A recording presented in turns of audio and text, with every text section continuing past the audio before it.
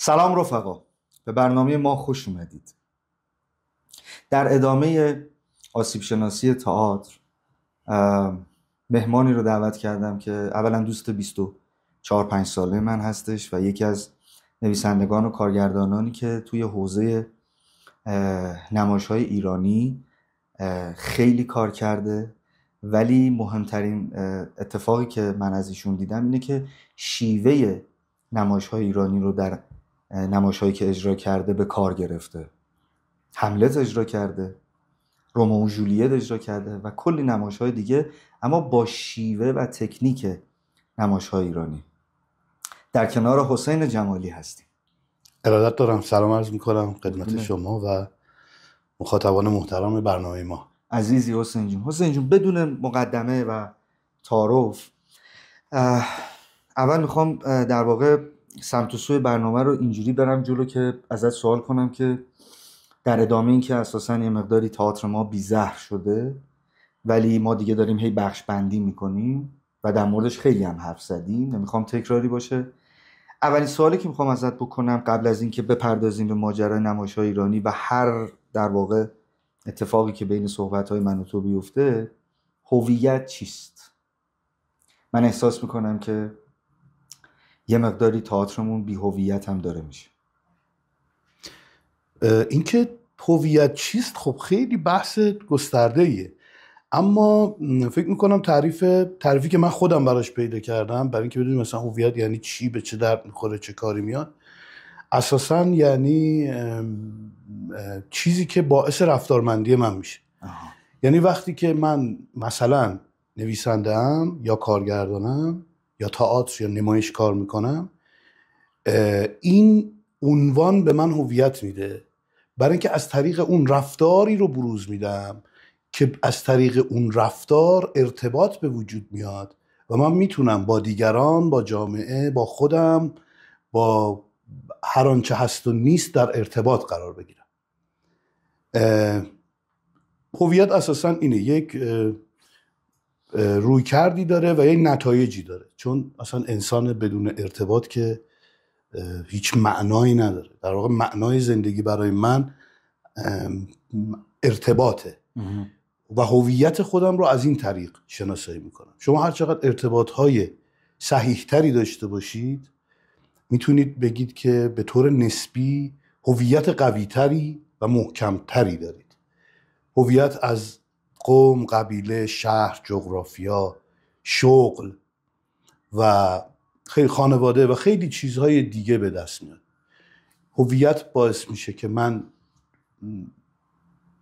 ریشمو چگونه آرایش بکنم، موهامو چگونه آرایش بکنم، چگونه بپوشم. از این شروع میشه تا اینکه خشمم رو چجوری بروز بدم، ناراحتیمو چجوری عنوان کنم، چجوری عاشق بشم، چجوری عشق رو پیدا کنم و حالا دیگه به صورت فیزیکال هم در واقع هست و به صورت در واقع نامرئی هم وجود داره که میشه اندیشیدن. دقیقاً. اونم یعنی در واقع اندیشیدن هم یه جور رفتار. بله.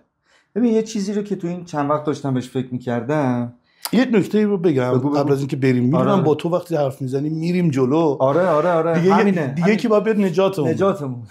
ببین در مورد این که من نمایش ایرانی کار میکنم، وقتی که شروع کردم تحقیقاتم رو نمایش ایرانی و جلو اومدم توی همون دوره دانشگاه، اصلا تصور نمیکردم کسی باور کنه من نمایش ایرانی کار میکنم و اصلا نمیخواستم به کسی بگم این نمایش ایرانی است یا من نمایش ایرانی را. فکر میکردم یک روش ارتباطی درست باید پیدا بکنم برای خودم. دقیقاً. به عنوان کسی که حالا تحصیلات نمایشی داره و قرار کار بکنه، چون پدرم بهم میگفتش که گفتم میخوام برم دنبال هنر، نمایش اجازه میدی؟ گفت بابا سوپورم میشی، درجه 1 باش. بعد این درجه 1 بودن کار داد دست ما، یعنی چون ما هی مجبور شدیم از این راه به اون راه هی شناسایی چی جوریه درجه 1 بودن. اصلا دیگه این مسیر رو اومدم و نمایش ایرانی رو پیدا کردم به دلیل اینکه احساس کردم که روش ارتباطی خوبی با مخاطب ایرانی. بعدتر متوجه شدم مثلا خب حالا هر نمایشی که اجرا میشه با یک سازوکاری خب یه جغرافیایی داره. بله. هر هنری یه جغرافیایی داره. حالا لزوما این که ایرانی، ما میگیم ایرانی، آخه چی یادمون میاد؟ بوتجقه یادمون میاد، تنبک و کمونچه. تصور من ببخشید از نمایش ایرانی اصلا این نیست. نمایش ایرانی یک روش انتقال محتواست که بر اساس دانش و گذشته یه مردمی شکل گرفت. دقیقاً همین. حالا پرسوناژ تاریخی. آره، مثلا ما نمیگیم که نمایش ایتالیایی، مثلا نمیگیم نمایش انگلیسی، یا نمیگیم نمایش هندی. اون کابوکیه، اون کاتاکالیه، اون کمدیا دلارت هست، اون اسم داره هر شیوهی. بله. ولی ما اینجا در نمایش ایرانی یه دونه آیینی سنتی داریم، یه دونه نمایش ملی داریم، یه دونه نمایش ایرانی داریم. حالا باز اسامی دیگه است که بهش اطلاق میشه که هیچ کدوم به هیچ کدوم ربط ندارن و هیچ کدوم با هم در آشتی نیستن. یعنی آیینی سنتی برای خودش یه کاری میکنه، نمایش ایرانی برای خودش یه کاری میکنه، نمایش ملی برای خودش یه کاری میکنه. از آثاری که در کارگاه نمایش به عنوان نمایش ملی اطلاق شد و فلان. الان نمایش ملی داریم. آخه نمایش ملی یعنی چی؟ از کلمه ملیت میاد دیگه، درسته؟ بله. نمایشی که برای مردم کار بشه، نه، من نمیبینم. آرتیست نشسته تو خونه یک به این نتیجه میرسه که خودشو نشون بده، چیزی که من امروز میبینم، بعد برای که دیده بشه خودش رو بر شکلی در میاره. حتی نمایش بومی. یعنی مشکل آرتیسته؟ همیشه مشکل آرتیسته، مشکل مخاطب که نیست که. خب آیا نباید مخاطب تقاضایی داشته باشه؟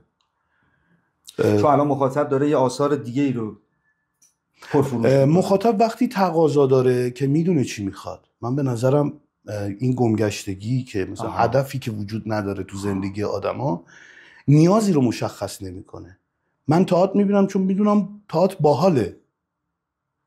نمیرم در تئاتر، یعنی هنوز جای بحث وجود داره که یک تئاتر باید سرگرم کننده باشه، آموزشی باشه، چی باشه، که البته یک تعریف جامعی آقای ناظرزاده ارائه دادن که تئاتر هر دو پایه رو احتیاج داره در تعریف کلاسیک و جهانیش.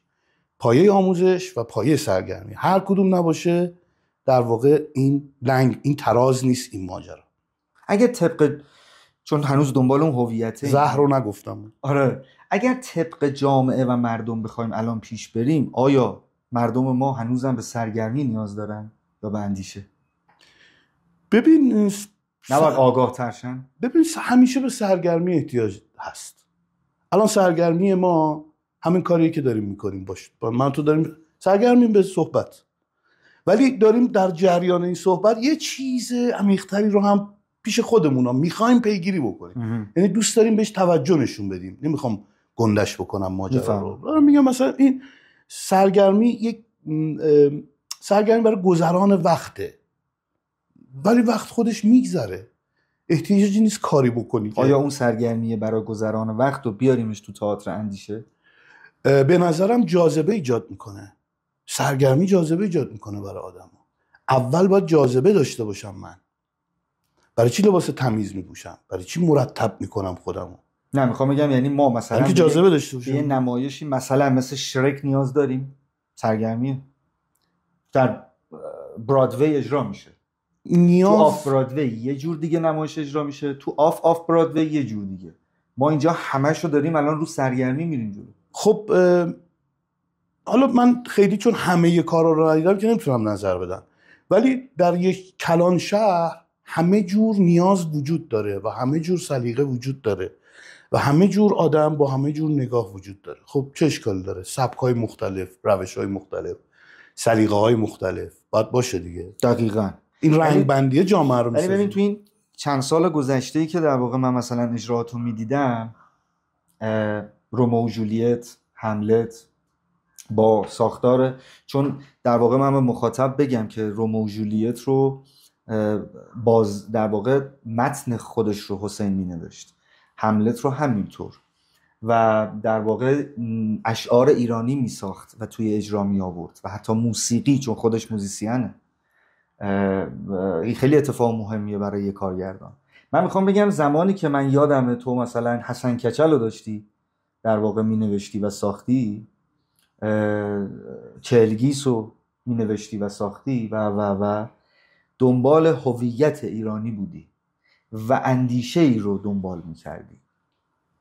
من دارم میگم که الان حسین اون هویت انگار داره گم میشه و تماشاگر دیگه نمیدونه تئاتر اصلا چی هست. مخاطب با ما فاصله شو خیلی زیاد کرده. سینما هنوز میره ها، سریال میبینه ها، ولی دیگه تئاتر براش انگار یک جمع خاصی هم فقط دارن این تئاتر رو میبینن. ما یه بار با هم گفتگوی میکردیم، میگفتی مثلا اون جمله خودتو بگو که تئاتر اصلا اول خیلی نمیدونن تئاتر چیه. ببین اگه در مورد هنر نمایش صحبت میکنیم، ما اصلا توی تحقیقات و پژوهش‌هایی که انجام میدادن، حالا ما میگیم پژوهش انگار که مثلا یه کلمه درشتیه. نه، درشت نیست. پژوهش یعنی نمیدونم. احسن. شما تا موقعی پژوهش میکنی که احساس میکنی نمیدونی و این جالبه، این جاذبه برای خود من داره، چون تو رو دعوت میکنه به مکاشفه، دعوت میکنه پیدا کنی یه چیزی. وقتی داریم در مورد هنر نمایش حرف میزنیم، هنر نمایش در ایران اگه واقع بین باشیم یک مخاطب محدودی داره. مثلا اگه درصد بگیریم مهران، چند درصد مردم اصلا میدونن تئاتر چیه؟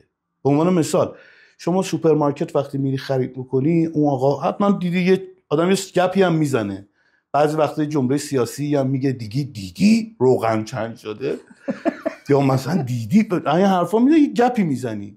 وقتی میفهمه که مثلا حالا بازیگری فرق میکنه، وقتی مثلا میگی من نویسندم، اینجوری میکنه آها نفهمیدم چی میگی، چون اصلا نمیدونه تو کی هستی.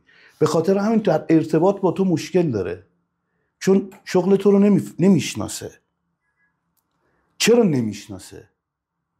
چون اصلا هنر نمایش ضروری به نظر نمیاد، در حالی که به نظر ما که این کار رو انجام میدیم بسیار ضروریه. ببین مردم ما خیلی الان بهتر شده، به نظرم رو به بهتر شده، حالا اگه بخوایم خوشبین باشیم، ولی خب اهل مطالعه که نیستن خودشون برن دنبالش بخونن و اینا. نهایتا الان رویکرد مطالعاتی خوندن کتاب‌های روانشناسی و اینکه بالاخره بفهمم چند تا اختلال دارم، چند تا مشکل دارم، مثلا انگار که فقط خودش مشکل داره طرف به اونا رو. ولی در یه همچین فضایی تو دیتا رو از فیلم، سریال و نمایش به دست میاری، دیتایی که احتیاج داری برای زندگی. ولی مردم حتی نمیدونن دیتا احتیاج دارن. پس تو برای اینکه یک نمایش رو صحنه ببری یک انگیزه شخصی فقط داری. مخاطب میاد، بله 4000 نفر، 5000 نفر، چند نفر میان یه نمایش رو ببینن در بهترین حالتش. خیلی کم. فرض کنیم مثل این آثار اخیری که بیش از شاید 10 بار در واقع تمدید شدن و به اجراشون ادامه دادن، چند نفر اومدن؟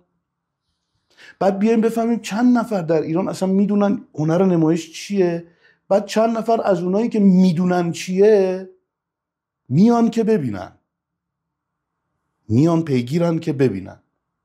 یعنی اگه درصد بگیریم، فرض کن از 80 میلیون ما 2 میلیون نفر اصلا میدونن تئاتر چیه. من اینو امتحان کردم، یعنی یه بار تو اتوبوس فکر میکنم شروع کردم یه مسیر رو رفتم و از آدما میپرسیدم میدونی تئاتر چیه؟ 1 به 10 به نتیجه نرسیدم. دیگه ترجیح دادم ادامه ندم این پژوهش میدانی رو، چون حالمو بد میکرد. احساس میکنی نیستی دیگه، وقتی کار تو رو نمیشناسن احساس میکنی تو بطن جامعه نیستی.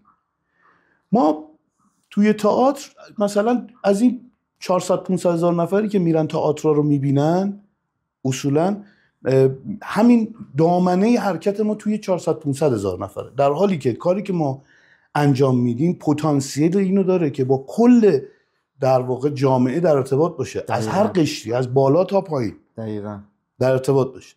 ولی خب این مسئله هست. یه بار مثال زدی گفتی فکر میخوام بگم. آره همین دیگه. ببین نه، صحبت این بود که از اینجا شروع شد که ما الان هنر نمایشیمون، شاید اون اشاره که شما به مسئله هویت و اینا به این مربوط بشه که ما به نظرم 10-15 سال اخیر خیلی بیشتر از قبل از یک حالت کیفی وارد یک حالت کمی شدیم. مثلا فروش آثار خیلی اهمیت داره، اینکه چند نفر یک کاری رو دیدن خیلی اهمیت داره. خب چرا باید اهمیت داشته باشه؟ اگر قراره که من یه کاری بکنم که به طیف گسترده‌ای بفروشم یه چیزی رو، یا پول در بیارم، یا عده زیادی رو وارد سالن بکنم با ترفندهای مختلف، مثلا فلان ورزشکار رو بیارم، یا فلان از یک رشته دیگه از خارج از تئاتر کسی رو بیارم که بخواد مثلا یک نمایشی رو گرمتر بکنه و پررونق‌تر بکنه. اگر تو میخوای بفروشی، ببین باید بری سراغ محصولی که آدم‌های بیشتری احساس نیاز میکنن بهش. این درده ها، این رنجه ها، این چیزی نیست که من دوست داشته باشم. این که مثلا رو پفک این بود، آقا مثلا پفک احتمالاً 79 میلیون و 500 هزار نفر علاقه دارن و استفاده میکنن ازش، بالاخره سالی یه بار، سالی دو بار پفک رو میخرن، ولی چند نفر احساس نیاز میکنن که باید تئاتر ببینن یا باید به سینما برن؟ دیگه به مغزش، من خیلی رو دیدم، اطرافیان خودم بیشتر، دیگه به مغزشون خیلی فشار میاد، به روح و روانشون خیلی فشار میاد، میگه حالا بریم یه فیلمی ببینیم، حالا باید ببینیم اون آرتیستی که فیلمو ساخته فیلم درستی ساخته یا نه، حالش خوب میشه یا نمیشه، یا مثلا چه جور فیلمی گیرش میاد برای اینکه ببینه، اصلا اون مدیرا چه تصمیمی گرفتن، الان تو سالهای اخیر چه فیلمایی ساخته میشه، فیلمایی که ساخته میشه مثلا کمدیایی که ساخته میشه کاملا سطحی، یعنی زندگی مردم رو میکشه پایین. خب من دارم میگم که این هویت گم شده که مردم الان همچین چیزی رو میخوان. خب من به نظرم نمیدونن چی میخوان و تو آرتیست باید تصمیم بگیری که اونا به چی احتیاج دارن. آرتیست هم الان تصمیم نمیگیره دیگه، برای اینکه میگه که تقاضا چیز دیگری است، من باید خوراک دیگری بهش بدم. ببین یه زمانی مبارزه اینجاست. ببین تو موزیک یه زمانی یک وضعیتی به وجود اومده که من الان میتونم اون وضعیت رو از طریق شنیدن یک ترانه بعد از 50-60 سال شناسایی کنم. یه آقایی فکر میکنم سال 1331 در زندان ترانه‌ای مینویسه، اگه 36 یا عدد سالش رو یادم نیست، آقای شاملو. بله. و فرهاد میخونتش، یه شب مهتاب ماه میاد تو خواب منو میبره از توی زندون. ببین در زندان داره از امید حرف میزنه، یعنی من میتونم بفهمم اون موقع چقدر آدم امیدوار بودن به زندگی، چون اون آرتیسته اون پالس رو میگیره دیگه، تماشا میکنه، در خودش بارگذاری میکنه، بارگذاریش رو تبدیل به اثر میکنه، اون اثر دوباره به مخاطب برمیگرده، میگه تو اینی، من که چیزی نیستم، من آرتیست، من هنرمند، من چیم؟ من هیچ چی نیستم. اگر در من بدی یا ناراحتی میبینی، چون تو بدی، تو ناراحتی، تو اندوهگینی، تو ترسیدی از زندگی. به عنوان مثال یه زمانی کیفیت تولید آثار این شکلی بود به خاطر اینکه کار میشد، الان نمیشه کار کرد. الان چرا؟ نمیشه به خاطر خیلی مسائل. ببین مثلا به نظر خودت یه نمایشی اگه بخواد کار بشه، چند تا بازیگر خوب الان در خانواده تئاتر ما وجود داره که میشه باشون کار کرد؟ کم. چند تا آهنگساز خوب تعریف داره، بیا تعریفش کنیم. کم. مثلا من یه فیلمی میخواستم بسازم، مثل همیشه که میخوایم یه فیلمی بسازیم، ما همیشه میخوایم یه فیلمی بسازیم، یه تئاتر کار کنیم، از هر 10-15 بار که اقدام میکنیم یه بار به بار میشینه، حالا یا نمیشینه. وقتی که در واقع سناریو رو، متن رو براش فرستادم، به من گفتش که خب حالا دیدم شده بود در جشنواره و گفتش که من الان در دوره‌ای نیستم که بخوام بیام یه کاری رو که پول کمی داره بازی بکنم یا پولی که نداره. در واقع گفتم ببین من مسئول مالی که نیستم، من مسئول نوشتن این فیلمنامه بودم، این فیلمنامه رو دادم به تو بخونی، قراره یه هدیه، یه ارمغانی به مخاطب برسه از طریق تو احساس مسئولیت میکنی آیا؟ میگفت بله اما نمیام چون پول میخوام. نه تو احساس مسئولیت نمیکنی، من از رو حرفت نمیتونم به نتیجه برسم، من از رفتارت به نتیجه میرسم، رفتار تو اینه که نمیام. خب حالا نمیدونم هر جاش پر حرفیه بهم بگو. نه موضوع اینه، اون بازیگر خوب که از نظر من بازیگر خوبی بود، خیلی هم احترام قائلم برای کارش، خودش رو دیگه بعد از این که دیده شد در اختیار یک ایده‌ای که عامل منفعه باشه قرار نمیده، چون اصلا اون خودش رو میخواد از مردم جدا کنه. دنبال اینه که ماشین خوب بخره، دنبال اینه که اون شخص خاص تعمیم نمیدم یا خونه خوب یا که خودش رو جدا کنه، اون نمیخواد برگرده به اجتماع یا در اجتماع باقی بمونه، چون اجتماع براش جای ترسناکیه. اجتماع رنگ گرسنگی و بیپولی و حقارت داره، تحقیر میشه در جامعه. جایی که تو پول نداری تو رو پایین مجلس میشونن. اینو تجربه کردی حتما. بله. هممون تجربه کردیم. کمن آدمایی که مثلا میگن تو چگونه تحلیل میکنی، تو چجوره میبینی، تو چی میخونی، تو چی مینویسی. یه نگاهی میکنه میگه شغلت چیه، خونت کجاست، میخواد تو رو بشناسه. 2-3 تا سوال اصلی داره. خونت کجاست، یه نگاهی به ظاهرت میکنه، چقدر خوشحالی، چقدر، و اینجور چیزا. ما قطع به یقین حسین خود اجتماع هویتش رو از دست داده. وقتی اجتماع هویتش رو از دست میده، چون هنرمند جزئی از اجتماع است، هویتش رو از دست داده. وقتی گمگشتگی شکل میگیره، تئاتری که میاد روی صحنه هویت نداره، چون نمیدونه داره برای کی حرف میزنه. میترسه اگر این نمایشی که من الان دارم در مورد مردم صحبت میکنم، آیا خود مردم میان ببیننش؟ چون وقتی مردم هم نمیرن اون تئاتر رو ببینن که در مورد خودشونه، بعد 1 هفته اون نمایش رو میارن پایین، چون میگن تو نمیفروشی، داری ضربه میزنی به سالن. و بعد دیگه اون کارگردان هم راه نمیدن دیگه. یعنی در مرحله اول حمایت خودش رو، اون جریانی که امکانات رو در اختیار داره از تو میگیره. چرا؟ احسن. چون تشخیص داده از تو پول در نمیاد. این تمام. اگر نظام سرمایه داری نیست چیه؟ فکر کردی نظام سرمایه داری که نمیاد پرچمشو بزنه تو که کوتو ببینی، که نفوذ میکنه فرهنگو تغییر، فرهنگو کامل تغییر، اینجوری که شما میگی. دقیقاً این یه بحث. معلوم نیست چه راهکاری باید داد، چون ما که در واقع، من خودم شخصی خودمو میگم که اصلا کسی نیستم که من بتونم یه راهکاری بدم. من فقط تنها راهکارم همیشه میگم مبارزه. یعنی اگر شرایط اقتصادیت هم خرابه، مبارزه کن، درست بنویس، برای مردم کار کن. اگرم نفروختی دوباره انجام بده. این نظر منه، ولی خیلی ها با نظر من موافق نیستن. اما یه بحثی که الان خیلی برام بعد از هویت جذابه اینه که چون من هنوز اعتقاد دارم که تو دنبال این ماجرای هویت ایرانی و ملی بودی، چه لطافتی، چه قشنگی از نمایش ایرانی تو رو جذب کرد. چون من خیلی از شعراتو برام خوندی حسین، چی تو رو جذب کرد که شعر ایرانی بنویسی، ریتم ایرانی بنویسی، تمپوی ایرانی بنویسی، ریتم ایرانی کار کنی، تمپو ایرانی کار کنی؟ ببین، من فکر میکنم که نمایش ایرانی، اگه بخوام خیلی خیلی دیگه کوتاه بخوام اینو بیان بکنم، نمایش ایرانی یعنی کاراکترهای ایرانی، یعنی معضلات و مشکلات ایرانی، یعنی مشکلات، حالا یه ایرانی از نظر انسانی و از نظر جغرافیایی و از نظر دوره تاریخی یک معضلاتی داره، یه مشکلاتی داره که باید اونو بشناسه تا بتونه تغییرش بده. نمایش ایرانی این قابلیت رو داره به خاطر کلمه‌هاش، به خاطر جمله‌هاش. مثلا ببین، یا به خاطر مینیمال بودنش. بذار اینو میخواستم بگم، هی اومد تو ذهنم گفتم اینو بخونم. هنر شرقی یک حالت مینیمال داره، وقت کشی نمیکنه.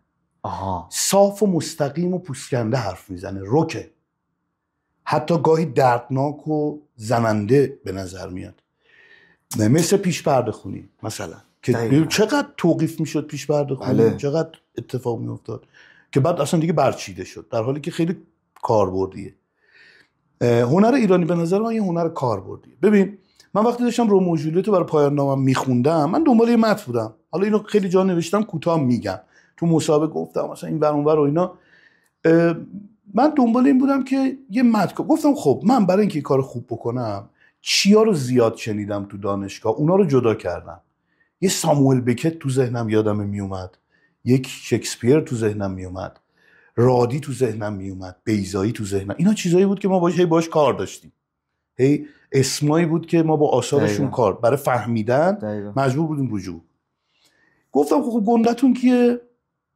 حالا با ادبیات کوچه بازاری خودم که اون موقع گندتون شکسپیر تو درام. خب من میرم سراغ درام شکسپیر.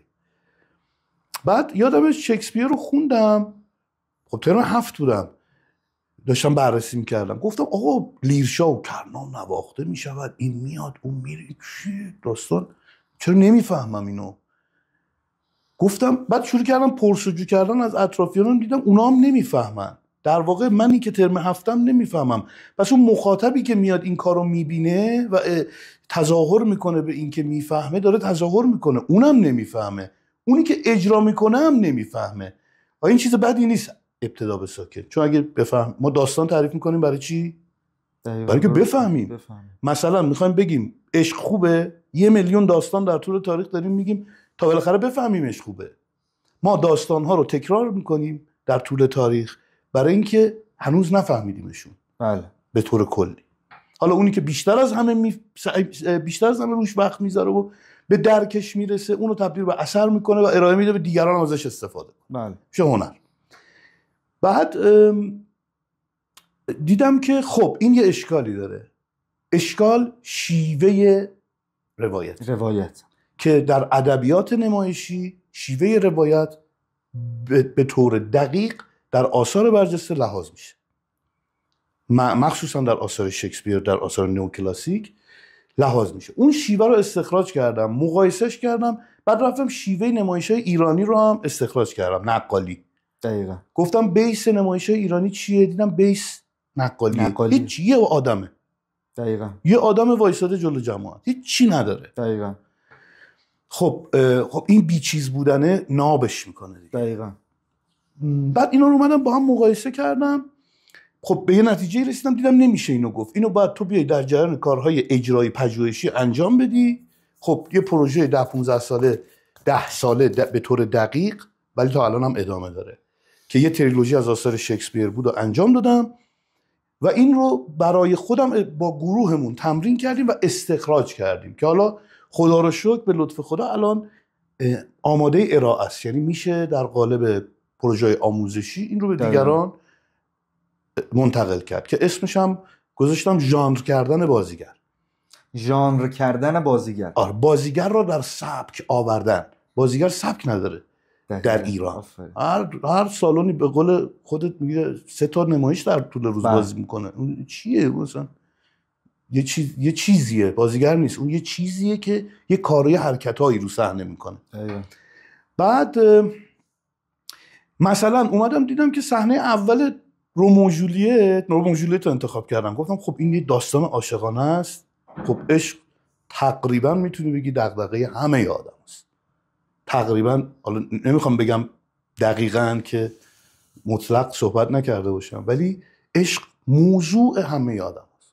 خب ما با موضوع همه آدم ها شروع کردم نمایشنامه رو که خوندن، دیدم مثلا یه فضاسازی رو میخواد نشون بده از کینه 2 تا خانواده تو رومئو جولیت و بگه فضای این شهر در یک فضای متضاد و جنگجویانه و کلکلای اینا داره اتفاق میفته. بعد مثلا این صحنه 15 صفحه است. خب به صورت شعر نوشتی؟ آره، مینیمال نیست. آها. من کردمش چی؟ 2 خاندان و یک کینه در میان، ز کینه به هر 2 تیره است آسمان. به روزی که آرام بود آبها، تلاطم فکندند این نوچه ها. اگر ساکتند روزی اربابها، ولی آتش افروزند این نوچه ها. پدرها بجنگند با هم چون خروس، که آخر نگردد جولیت عروس. ما قصه رو گفتیم، مثل در واقع کاملا شاهنامه‌ای، ریتم و تمپو هم اون شکلی. حالا شاهنامه آره با شعر در واقع شعر ملموس خودمون، شناخته شده خودمون، و در واقع مثل همسرایان فاصله گذاری هم قصه و فضا و همه چی رو میگه در همین 7-8 بیت. آخرش هم میگه یه قصه رو میخوام برات تعریف کنم که عروس نمیشه. چرا نمیشه؟ حالا بریم ببینیم. این مهمه. چرا این اتفاق میفته در فاصله گذاری نمایش ایرانی؟ چرا فاصله میذاره؟ ما که همش درگیر اینیم که احساسات مخاطب رو تحریک کنیم، چون مخاطب با احساسات جلو میاد دیگه، همراه میشه. دقیقاً. وقتی احساساتی میشه همراه میشه. ولی ما چرا هنر نمایشی ما استاپ هنر نمایشی در جغرافیایی که من توش زیست میکنم خردمندانه است.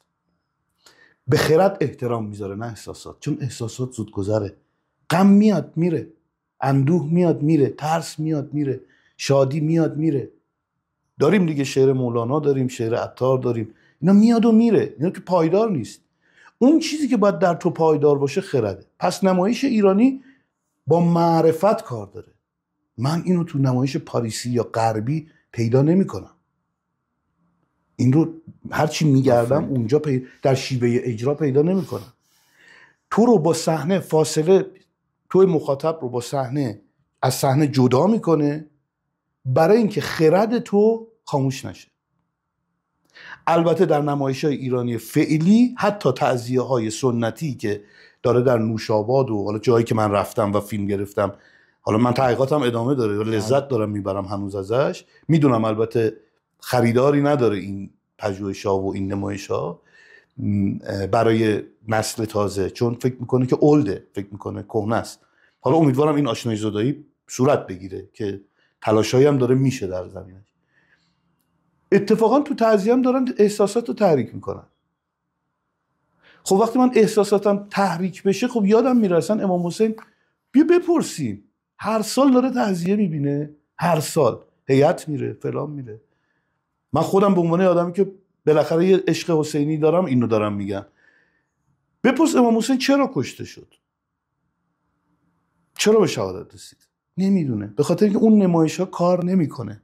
نه دیگه کار نمیکنه، به خاطر اینکه اونا هم درگیر احساسات شدن. خرد برای اینه که من حقیقت یک رویداد یا یک واقعه رو دریابم. چیزی که بی ارزش شده حقیقته، چون واقعیت برجسته شده. نمایش ایرانی خرد میاره، معرفت توشه، با خرد حکمت توشه، حقیقت توشه. وقتی حذفش میکنیم، من اینه گیرم، وقتی حذفش میکنیم در این بی‌هویتیه، پس در جامعه ما خرد، حکمت، معرفت از بین. من بحثم اینه. من میگم نمایش ایرانی به معنای درستش، به معنای شیوه قدرتمندی که داره، وقتی حذفش میکنیم و نمیریم سراغش و در ذهنمون میگیم دیگه مخاطب نداره، نه، تو تعزیه رو با همون شکل سنتی اجرا نکن، تو نمایش نامت رو با اون شیوه های مهم ایرانی اجرا کن، ببین مخاطب چجوری ارتباط باش برقرار میکنه، ببین تو یه تکیه دولت دیگه بساز برای مخاطب ایرانی، میاد میشینه. حتی معماری رو دارم میگم حسین ها، همون معماری مخاطب دوست داره. اصلا این تکیه دولت که اصلا اساسا بر اساس رویال آلبرت ساخته شده، مخاطب دوستش داره. ما همه اینا رو وقتی حذف میکنیم خرد از بین میره، ما بی هویت میشیم، ما دیگه فکر نمیکنیم، معرفت نداریم، حکمت نداریم. دیگه برامون مهم نیست شیخ محمود شبستری در گلشن راست چی میگه، دیگه عطار خنده‌دار میشه. برای همین من الان تو این قسمت دارم به آدم‌ها میخوام بگم که چقدر نمایش ایرانی مهم بوده. ببین یه مثال بزنم. الان چیزی که دارم میبینم در نمایشایی که میرم میبینم، موقعیت و برش‌های دوره‌ای زندگی تبدیل به درام میشه. مثلا خیانت، مثلا فلان، مثلا یه برش. در حالی که مثلا تو وقتی میری بایزید میخونی و میگه من، ببین چی میگه، یعنی من گفتم یه بار گفتم من برم ببینم این تو یه جمله میشه فهمید این مرد کی بوده یا این انسان کی بوده. تا رفتم مقبرش، تو مقبرش یه کتیبه به دیوار بود، نوشته بود، گفته بود من هر چی دارم از دامن مادر دارم. خب این یعنی چی؟ آیا این موضوعی برای کار کردن؟ ما به اینجا رسیده بودیم قبلا، به اینجا رسیده بودیم. آرتیست ما، خب بایزید آرتیست ما دیگه، حالا عارفه، آرتیست ما مولانا دیگه، بله، نه آرتیستای ما، شاعر شعر میگه، شعر میگه، اثر تولید کرده و به ما رسیده، عطار، اینا هم آرتیستای ما. ولی امروز چون خیلی نمیتونیم باشون ارتباط برقرار کنیم، یه فاصله افتاده، ادبیاتمون ضعیف شده. یه استاد بزرگی ایشالله هر جا هستن سلامت باشن، میگفت این فارسی لامصب زیبا به ازمهلال رفت. چرا به ازمهلال رفت؟ چی شد؟ راننده‌ای پشت اتوبوسیه که ما مسافراشیم، میدونی راننده کیه؟ مثلا آرتیست یک تئاتر، مثلا مدیر فلان اداره یا مدیر فلان سالن، که این راننده گواهینامه نداره. ما رو داره پیچای جاده جالوس میبره، ما هم نشستیم دلمون خوشه داریم میریم. گواهینامه نداره، یعنی صلاحیت نداره. چه کسی صلاحیت داره؟ چه کس آیا کس تو میگی مدیر سالن میگه تو 2 هفته نفروختی برو بیرون، یه کسی که میفروشه بیاد. تو سینمامون هم همینه دیگه، درسته؟ 3 هفته اول یه قانونایی داره، مثلا 3 هفته اول فروش توی اصطلاحاً واریت هست. فروش تو سیرک کمیه، کیفیت یادمون رفته. فروش تو سیرکه، چون سیرک میفروشه. ببین کیفیت اهمیت نداره. امروز ما دیگه همه چیز کمی شده، چون کیفیت فراموش شده. کیفیت حقیقته، در حقیقت کیفیت وجود داره، در فکت، در چیزی که آنچه تغییر نپذیرد. اساساً خرد کمی نیست، کیفیه. همه اینا کیفی هن، همه اینا مسیر کیفیت هن، مسیر رسیدن به کیفیت هن. اما این کیفیت فراموش میشه و ماجرا میاد رو کمیت سوار میشه. این میشه زندگی که ما داریم. ببین مثلا من در اوجی که دوره کرونا بود و تا دیدی یه روز دوره کرونا اینجوری بود، یه روز صبح پا شدیم شغلمون نبود. نه تموم اصلا نبود دیگه، تموم شد. هر کی یه کاری داشت میکرد. ما دیگه حالا طلا فروش با ماسکش میرفت در آره باز خدا رو شکر مثلا نوشتن بود، ما میتونستیم با نوشتن ادامه بدیم. من ولی اون اتفاقه به معنای اجرا و مردم دیگه نبود. انرژی ما داون شده بود. من شروع کردم تو همون حال و هوا، قشنگ یادمه منطق الطیر رو برداشتم نگاه کنم، همون صفحه اولش خب من احساس کردم دلم داره یخ میزنه. خب تو اگه صبح پاشی کاری که دوست نداری و نکنی دلت یخ میزنه. به این دلیل هم هست که این گنگ بازی ها و مافیای تئاتر عده‌ای رو نمیذارن کار بکنن و کم کارن.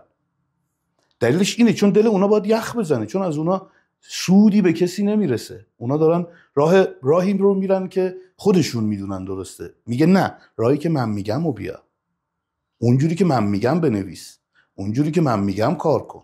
اگه نمیکنی از ما نیستی، اگه از ما نیستی پس نباید کار کنی. هر کی میخوای باشی. درسته؟ دقیقا. من احساس کردم وقتی کار نمیکنم، دیدم احساس کردم ارتباط با مخاطب قطع شد. این درد کرونا برای من این بود، دوره کرونا. ببین عطار رو باز کردم منطق الطیر رو، ببین صفحه اولش نوشته گرچه و یخ افسرده ای دید این کتاب، خوش برون آمد چو آتش از حجاب. گلفشانی کردم ای دوستان. یاد داریدم، حالا شعرشو خوب یادم نیست. میگه من فقط برای اینکه شما منو فراموش نکنید یه چیزی نوشتم که دل یخ کرده رو داغ میکنه. رفتم دیدم ببین چی داره میگه، این شیوه اجرا چرا مرغ رو انتخاب کرده. داستان سیمرغ دیگه. امیدوارم دوستانم خونده باشن و در واقع باهاش کیف کرده باشن. یکی از کتابایی که تو به جای اینکه درگیر سوشیال نتورک و رسانه و اینا بشی، اگه روزی 10 صفحه‌شو بخونی و جهت بدی به ذهن خودت، شروع میکنه برات کار کردن. چرا این مرغ رو انتخاب کرده؟ ببین زندگی درخته برای عطار که تو یه مرغی هستی که دائم بیقراری، از یه شاخه به اون شاخه میپری. ما اصلا در موردش کار نمی کنیم. ما مخاطب 10 سالمون پری پاتر رو بیشتر حفظه. بلکه کار شده روش. تمام افسانه ها و اسطوره هاشون و غربی ها روشون کار کردن. ولی ما به هیچ عنوان ماجرای اصطلاحاً میتولوژی، حتی اسطوره شناسیمون اصلا برامون جذاب نیست و روش کار نکردیم. نمیخوام الان وارد این مباحث بشم.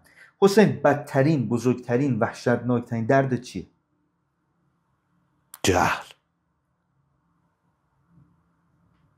فکر نمی کنم رنجاورتر از این تو زندگیم شناخته باشم. نادانی کشنده است، همه چیز رو تخریب میکنه. تو نگاه کن هر جا که خراب کردیم چون نادان بودیم. هر جا که خراب کردیم فرق نمیکنه. یه موقعی مثلا تو میگی من، یه موقعی میگی ما. ببین ما از مردم این شهر جدا نیستیم که. نه. من از اون مدیر در واقع که روی اون کرسی نشسته یا اون مأمور یا اون جدا نیستم، که اون بخشی از منه که به خاطر نادانی من داره اونجوری کار میکنه. من نمیتونم، چون نمیتونم جلوش وایسم، چون جلوش وای نمیستم، چون جسارت اینو ندارم واسه یک قرون دوزار بذارم کنار برم بگم آقا این اشتباه هست. آره یه شکل اینجوریه میاد. ببین خیلی چیزای با ارزش داریم. تو برای اینکه دوچار بی‌هویتی بشی اول باید از ریشت جدا بشی. تا ریشه در آب است امید ثمری هست. ریشه باید تو آب باشه. ببین مثلا روی شاهنامه که کار میکردم خیلی جالبه. الان کارهای شاهنامه‌ای میبینیم دیگه، خیلی داره بهش توجه میشه. مثلا سریال قراره بسازن، فیلم دارن میسازن، انیمیشن میسازن، عرضم به حضور شما تئاتر کار میکنن، بدون اینکه بدونن آقا فردوسی منظورش چی بوده یا در کنه داستان، در ریشه داستان چه چیزی پنهان بوده.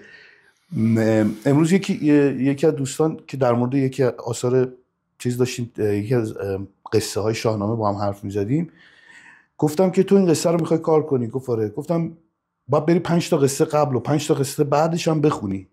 نمیشه که تو اگه میخوای بدونی تهمینه کیه، رستم کیه، خب باید ببینی که مثلا هفخان چیه، بعد این چرا اینجا رسید کار رستم، بعد اصلا چرا سهراب رو تهمینه باردار شد، بعد چرا اینا رو تا ندونی که چجوری میخوای میزانسن کنی کارو.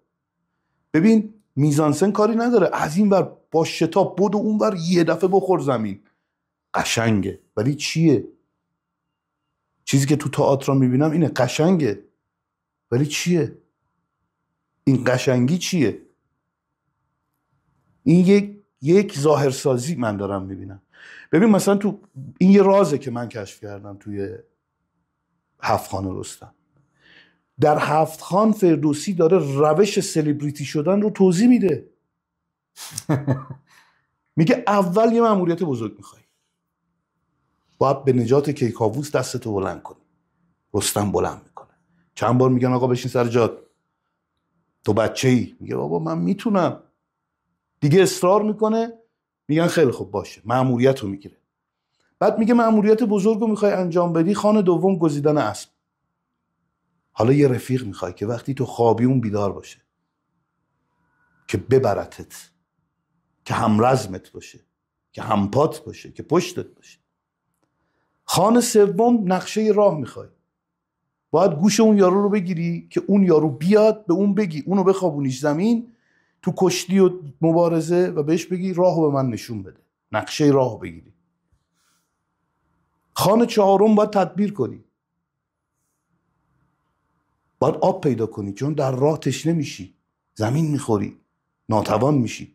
تو پروژه های خودتو نگاه کن، خدایی تمام این مرحله ها رو برای هر پروژه‌ای ما طی میکنیم.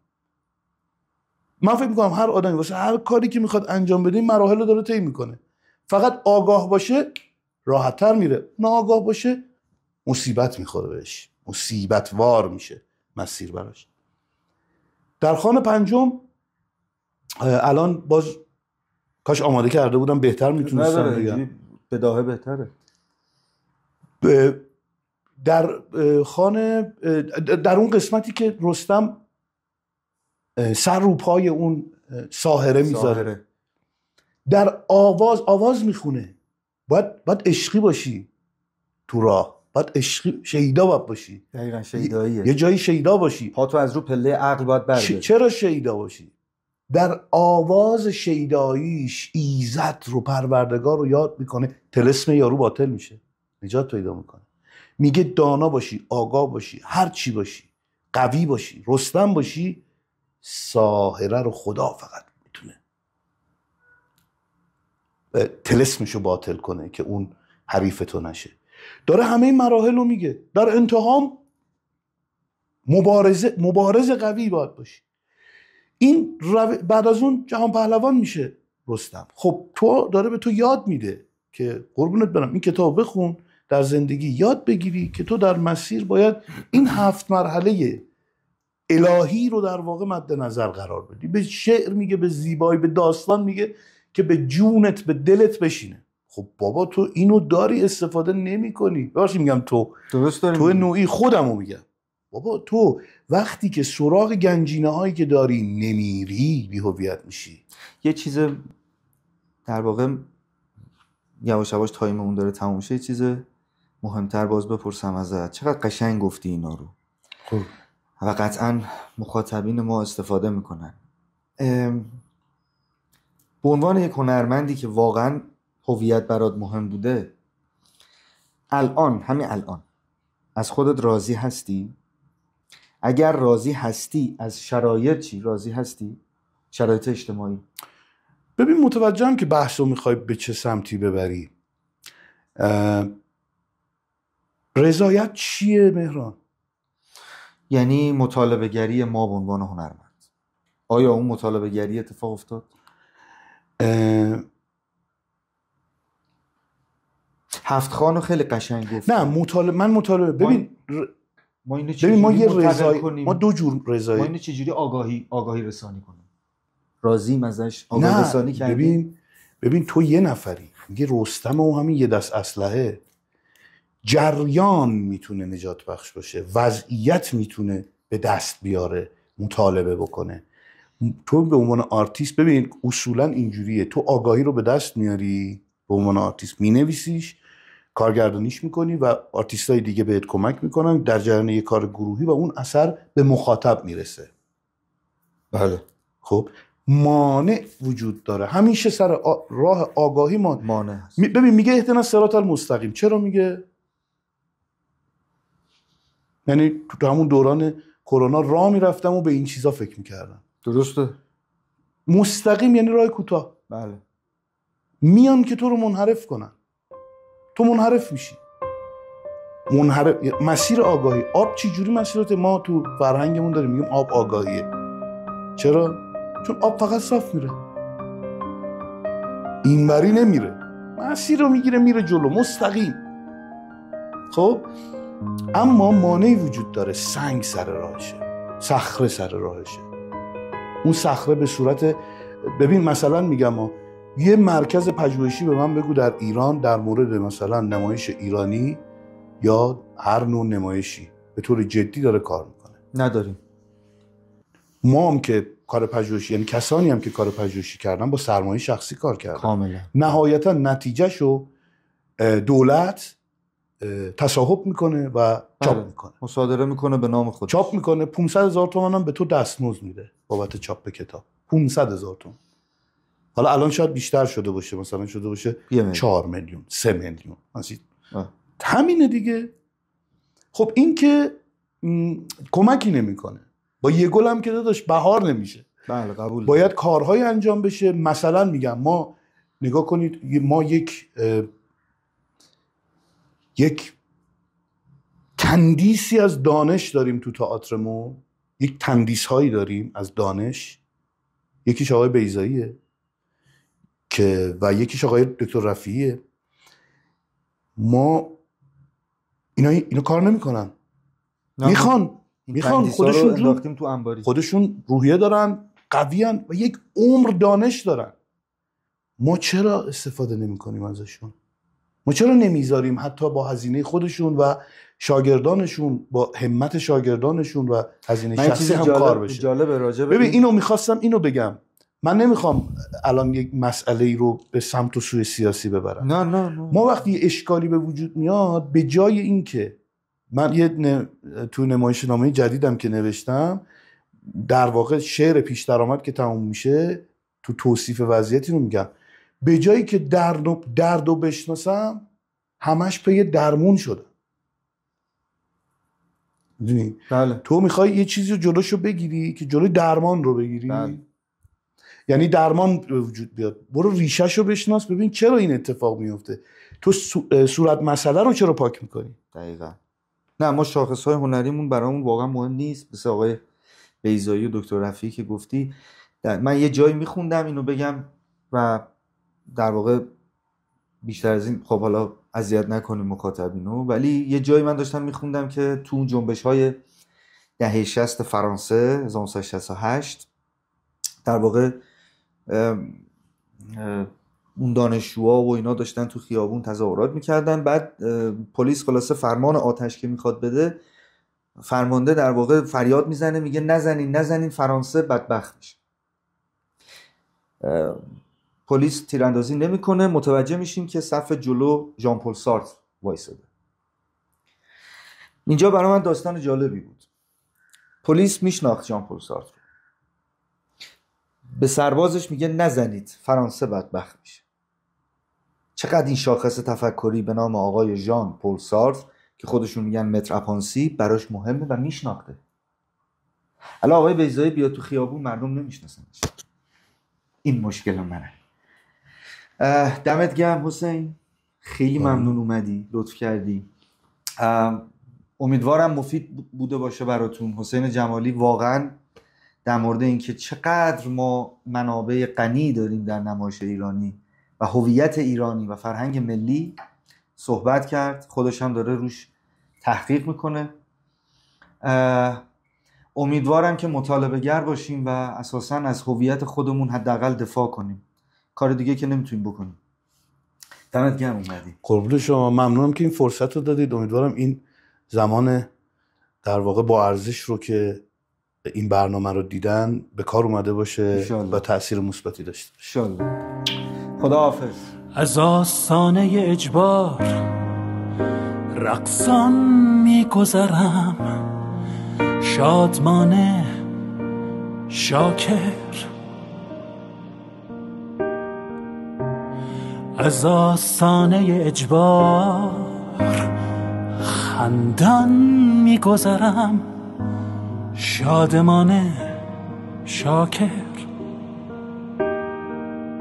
از بیرون به درون، از منظر به نظاره به ناظر، نه به هیئت گیاهی نه به هیئت سنگی، نه به هیئت نوری نه به هیئت رنگی. من به حرمت تو، ما به حرمت هم، ما به شوکت عشق، من به هیبت ما، به هیبت انسان، به هیبت انسان.